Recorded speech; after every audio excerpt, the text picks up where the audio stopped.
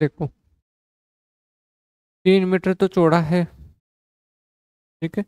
पहले तो एक शंकु है और शंकु को तंबू बनाया जा रहा है। 3 मीटर चौड़े एक कपड़े से 12 मीटर व्यास। शंकु का व्यास क्या रखा जा रहा है? 12 मीटर। ये जो व्यास है ये 12 मीटर है इसका, ठीक है। तो त्रिज्या कितनी रहेगी? 6। 12 मीटर व्यास और तिर्यक ऊंचाई कितनी है? 7। ये डलवा। और तिर्यक ऊंचाई 7 ऊंचाई वाले शंकु के आधार का तंबू बनाया जाता है। और कपड़े की लंबाई बताओ। देखो पहले तो प्रैक्टिकल समझना प्रश्न को। ये तंबू बन गया। तंबू का नीचे का ढांचा बना लिया पूरा का पूरा, जिसमें 6 मीटर का तो ये व्यास, 12 का व्यास है, 6 की त्रिज्या है, 7 का ये डलवा है ऐसे। अब आपको बोल रहा है कि इस तंबू को कपड़े से ढको। और कपड़ा भी ऐसे नहीं है कि आप पूरा का पूरा तिरपाल ही ला के घेर दो। कपड़ा भी फिक्स है कि चौड़ाई तो कपड़े की सिर्फ क्या रहेगी? 3 मीटर की रहेगी चौड़ाई तो। लंबाई आप चाहो जितनी ले आओ। और आपसे यही पूछ रहा है कि कितना लंबा खरीद के लाऊं अब। दुकान पर खड़ा है आपका भेजा हुआ आदमी, और आपको बोल रहा है कि बताओ कितना मीटर लाऊं, 3 मीटर चौड़ा है, ठीक है। तो आप क्या बोलोगे कि रुक जाए 1 मिनट, ठीक है। आपने सोचा यार इस शंकु को ही तो ढकना है ना, यानी इसके वक्र पृष्ठ को ढकना है।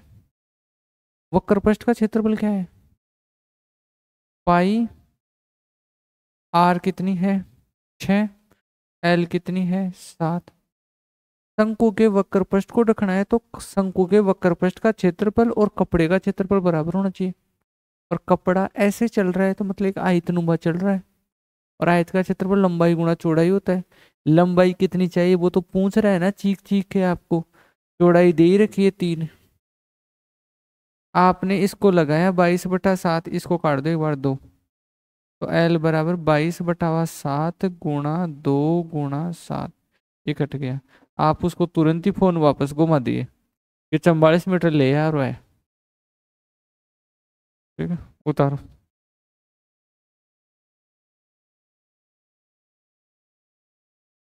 आज प्रवीण का क्या हो गया? प्रवीण कैसे नहीं आया?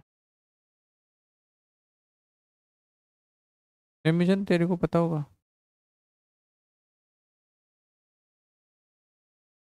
चले अगले में। कोई दिक्कत तो नहीं है ना? लिखो। 24 सेमी ऊंचाई वाले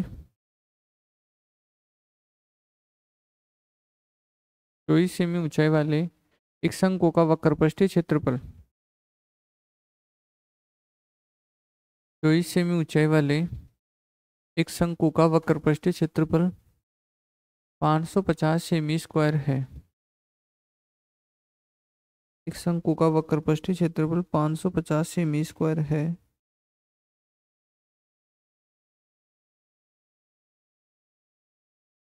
शंकु की त्रिज्या का शंकु की त्रिज्या का इसकी तिर्यक ऊंचाई से अनुपात क्या है? शंकु की त्रिज्या का इसकी तिर्यक ऊंचाई से अनुपात क्या है?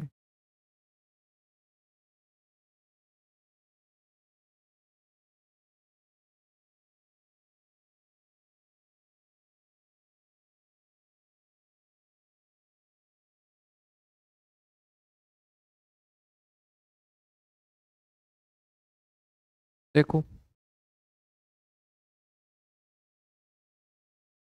24 सेमी ऊंचाई वाले शंकु का वक्रपृष्ठीय क्षेत्रफल 550 सेमी स्क्वायर है। शंकु की ऊंचाई कितनी है? 24 सेमी।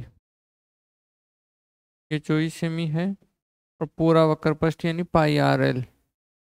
पाई आर एल कितना है? 550। 550 है। आगे शंकु की त्रिज्या का इसकी तिर्यक ऊंचाई से अनुपात क्या है? लो भाई, और कुछ नहीं पूछा। त्रिज्या का यानी आर का तिर्यक ऊंचाई यानी एल से अनुपात क्या है? शंकु की त्रिज्या का इसकी त्रिक ऊंचाई से अनुपात क्या है, आर का एल से अनुपात क्या है, ये पूछ और दिया हुआ ये है। ऐसे रिलैक्स तरीके से पर्सन से निकालना सीखोगे तो हार्ड से हार्ड पर्सन में पैर जमा पाओगे। एक तो दे दिया क्या, निकालना क्या है, उससे आधार पे चलना है। तो ये है। अब मैं अगर एक बात आपको बताऊं कि मैं आर को यहाँ आर एल बराबर 550 बटा पाई कर लेता हूँ। पाई का मतलब है 22/7।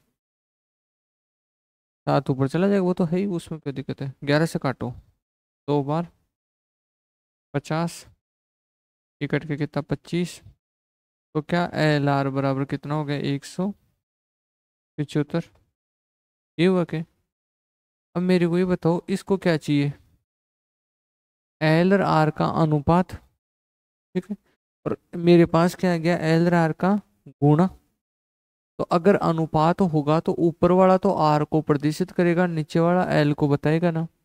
और अनुपात कहाँ पड़ा हुआ है, ऑप्शन में। अब ऐसा ऑप्शन देखो जिसका आंसर हर गुणा करके 175 ला दे।